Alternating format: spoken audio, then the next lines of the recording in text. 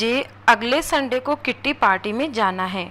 सुदेश, तुम तो जानते हो मेरी फ्रेंड्स किट्टी में कितनी सज सवर कर आती हैं, और मैंने तो अभी तक भी शॉपिंग नहीं की है। रागिनी आईने के सामने खड़ी होकर साड़ी के पल्लू अपने कंधे पर सलीके से जमाते हुए बोली, सुदेश, इस बार मैं किट्टी पार्टी के लिए बहुत लेट हो गई हूँ, और किट्टी के बाद मुझे कच्ची बस्ती के बच्चों के पास भी जाना है। वहाँ मैं कुछ न्यूज़पेपर वालों को भी बुलवाऊंगी अगले दिन के न्यूज़पेपर में मेरी फ़ोटो के लिए। अब देखो ना सुदेश, मिसेस सक्सेना ने तो वृद्धाश्रम जाकर मिठाइयाँ और कपड़े बांटकर अपनी पोस्ट कल ही फेसबुक पर डाल दी थी, और मिसेस शर्मा भी अनाथालय में गिफ्ट बांटती हुई अपनी फ़ोटो इंस्टाग्राम में डाली है। हर शुभ काम मेरे दिमाग में लेट ही आता है।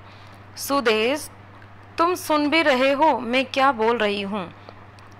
सुदेश झुंझलाकर बोला, हाँ यार सुन रहा हूँ। मैंने तुझे कब मना किया था?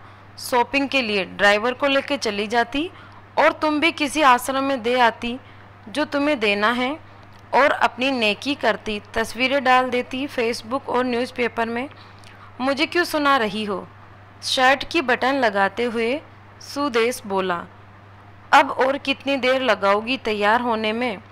मुझे आज ही अपने स्टाफ को बोनस बांटने भी जाना है। जल्दी करो, मेरे पास टाइम नहीं है, कहकर रूम से बाहर निकल गया। सुदेश अभी बाहर लॉन में बैठी माँ पर नज़र पड़ी। कुछ सोचते हुए वापस रूम में आया। रागिनी, हम शॉपिंग के लिए जा रहे हैं, क्या तुमने माँ से पूछा कि उसको भी कुछ चाहिए क्या? रागिनी बोली, नहीं, वैसे भी अब उनको इस उम्र में क्या चाहिए यार, 2 वक्त की रोटी और 2 जोड़ी कपड़े, इसमें पूछने वाली क्या बात है? वो बात नहीं है रागिनी, माँ पहली बार गर्मियों की छुट्टियों में हमारे साथ हमारे घर रुकी हैं, वरना तो हर बार गांव में ही रहती हैं, तो औपचारिक के लिए ही पूछ लेती। अरे इतनी ही माँ पर प्यार उमड़ रहा है तो खुद क्यों नहीं पूछ लेते? झल्लाकर चीखी थी रागिनी, और कंधे पर हैंडबैग लटकाते हुए तेजी से बाहर निकल गई। सुदेश माँ के पास जाकर बोला, माँ, मैं और रागिनी उसकी शॉपिंग के लिए बाजार जा रहे हैं, आपको कुछ चाहिए हो? तो माँ बीच में ही बोल पड़ी, मुझे कुछ नहीं चाहिए बेटा, सोच लो माँ, अगर कुछ चाहिए तो बता दीजिए। सुदेश के जोर देने पर माँ बोली, ठीक है तुम रुको, मैं लिख कर देती हूँ। तुम्हें और बहू को बहुत खरीदारी करनी है, कहीं भूल ना जाओ, कहकर सुदेश की माँ अपने कमरे में चली गई। कुछ देर बाद बाहर आई और लिस्ट सुदेश को थमा दी। सुदेश ड्राइविंग सीट पर बैठते हुए बोला, देखा रागिनी, माँ को भी कुछ चाहिए था पर बोला नहीं रही थी, मेरे जिद करने पर लिस्ट बनाकर दी है। इंसान जब तक जिंदा रहता है रोटी और कपड़े के अलावा भी बहुत कुछ चाहिए होता है। अच्छा बाबा ठीक है, पहले मैं अपनी ज़रूरत की सारी सामान लूँगी, बाद में आप अपनी माँ का लिस्ट देखते रहना, कहकर कार से बाहर निकल गई। पूरी खरीदारी करने के बाद रागिनी बोली, अब मैं थक गई हूँ, मैं कार में एसी चालू करके बैठती हूँ, आप माँ जी का सामान देख लो। अरे रागिनी तुम भी रुको, फिर साथ चलते हैं, मुझे भी जल्दी है, देखता हूँ माँ ने क्या मंगवाया है, कहकर सुदेश ने माँ की लिखी पर्ची जेब से निकाली। बाप रे, इतनी लंबी लिस्ट, पता नहीं क्या क्या मंगवाया होगा। ज़रूर अपने गांव वाले छोटे बेटे के परिवार के लिए बहुत सारे सामान मंगाया होगा।